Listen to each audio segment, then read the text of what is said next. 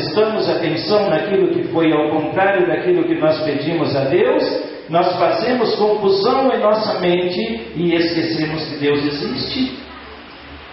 Esquecemos que oramos a Deus. Esquecemos que falamos com Ele, que pedimos com tanta confiança de que Ele poderia nos ajudar. E agora, como que Deus pode nos ajudar? Se eu penso, será? Quando eu coloquei o será, eu já duvidei de Deus. Não já? Já duvidei daquilo que Deus poderia fazer para mim? Então será que Deus vai fazer? Irmãos, sabe o que acontece conosco muitas vezes? É que nós exigimos de Deus, porque nós pedimos a Deus e queremos que seja feito naquele mesmo momento. Daniel pediu a Deus dessa maneira, não foi? Pediu, orou, se ajoelhou e orou a Deus. Quando ele levantou da oração, o anjo já estava perto dele.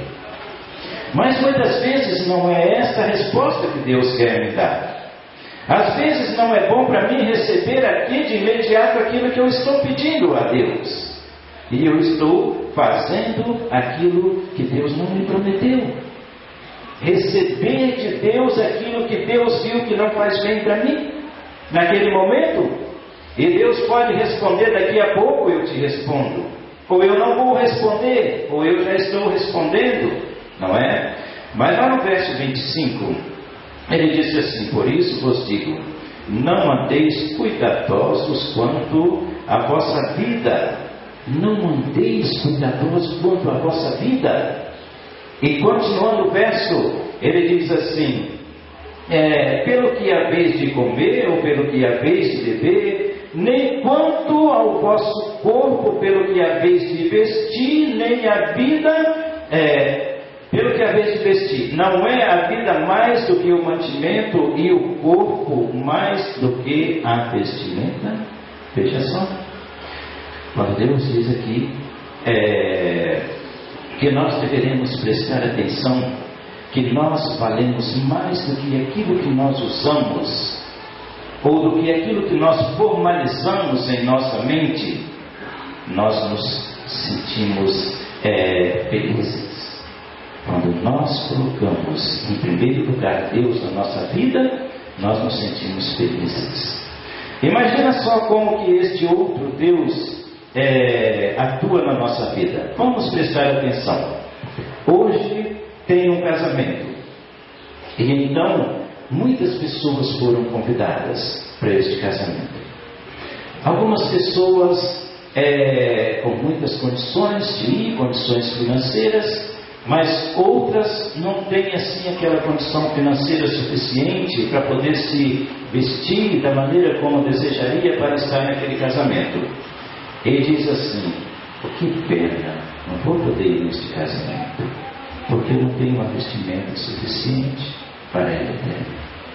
O que ele fez? Deu um casamento, foi. Perdeu a oportunidade de apertar a mão do noivo e da noiva. Perdeu a oportunidade de ouvir um sermão do matrimônio, não é? Perdeu a oportunidade de encontrar tantas pessoas que gostaria de ter encontrado, simplesmente por quê? Porque diz assim: eu não posso, eu não devo. Mas irmãos, por que nós temos que prestar atenção nessas coisas que são segundos em nossa vida? Por que nós temos que olhar para as coisas que nos prendem a este mundo? Por que nós, ao sermos levados para o tanque, lá nós prometemos diante do público que seríamos diferentes e somos iguais? Por que somos iguais? Ou por que procuramos fazer tudo igual? Ou seja, estar como o mundo, falar como o mundo, andar como o mundo, pensar como o mundo. Por quê?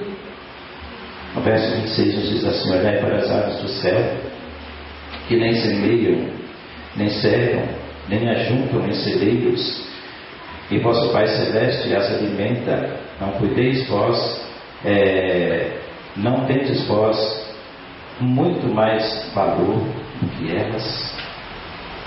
E nós às vezes pensamos nisso. Às vezes nós pensamos quando as coisas começam a ficar um pouco diferente, quando as dívidas começam a apertar, quando a alimentação começa a faltar, nós então colocamos a nossa mente para pensar: o que eu vou fazer? O alimento que eu tenho só dá para amanhã. E depois da manhã? Por que nós temos que pensar no amanhã? A palavra de Deus nos diz que nós devemos nos preocupar com o dia de hoje, com o momento que nós estamos vivendo. Basta a angústia de hoje, porque esta é que nos perturba, esta é que nos tira dos caminhos de Deus. Mas muitas vezes nós não nos consolamos com sofrer hoje, e sofremos também pelo futuro que ainda não vemos. Sofremos também pelo futuro que ainda está para chegar. Sofremos também pelas coisas que nos atormentam e nem sabemos como é. Uma certa senhora, ela tinha uma neta, e era uma senhora bem idosa.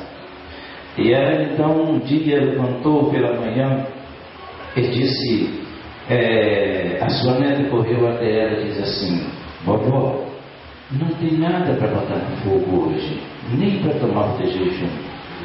E a avó dela então diz assim: filha, nós vamos fazer o seguinte, nós vamos colocar a água no fogo, não é?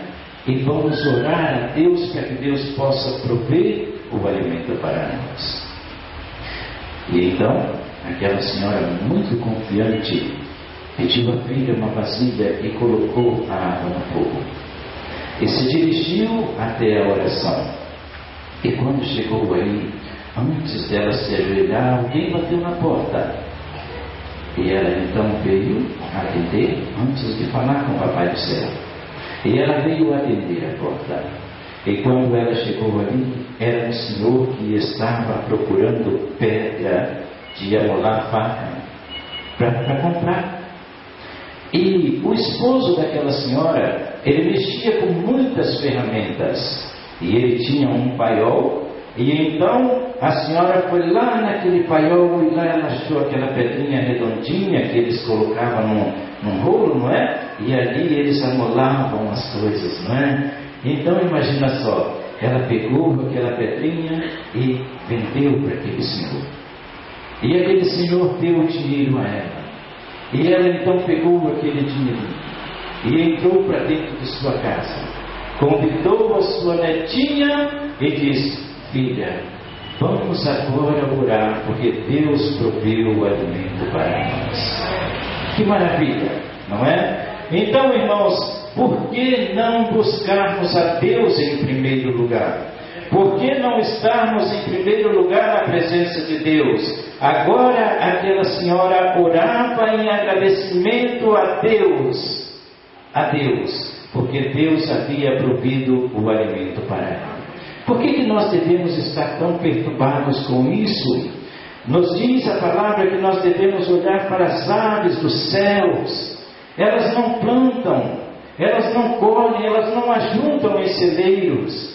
E às vezes, irmãos, eu costumo dizer assim que até me perturba de manhã, não é? Porque são os pardais, a minha casa em cima, onde que eles costumam fazer ninho, eu tiro ninho, eles fazem ninho, eu tiro ninho, eles fazem ninho, mas não tem jeito. E quando é de manhã, eles começam naquela gritaria, ou seja, no louvor, não é? Aquilo para mim é gritaria, mas para eles é louvor. Louvor por quê, irmãos? Porque eles estão louvando? Porque Deus deu-lhe mais uma oportunidade. Mas eles nem têm o seu de jejum. Eles acordaram sem nem saber aonde eles vão tomar o seu de jejum. Que importa para eles? Que importa? O importante é que Deus os levará ao lugar aonde eles irão se alimentar, aonde eles irão receber o alimento. Mas imagina só o que diz aqui no verso 26. Olhai para as aves dos céus, que nem semeiam, nem cegam, nem ajuntam